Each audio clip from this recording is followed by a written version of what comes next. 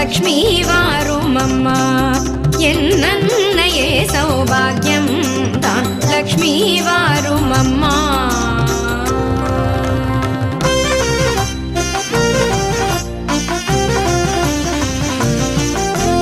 சர்க்கரை பாயசம் சுமங்கலி அருந்து சுக்கிரவார பூஜையில் இருந்து சர்க்கரை பாயசம் சுமங்கலி அருந்து சுக்கிரவார பூஜையில் இருந்து அக்கறையோடு சந்தனம் குழைத்து சாற்றிட புரந்தர விட்டலனை அழைத்து பாக்கியம் தான் லக்ஷ்மி வா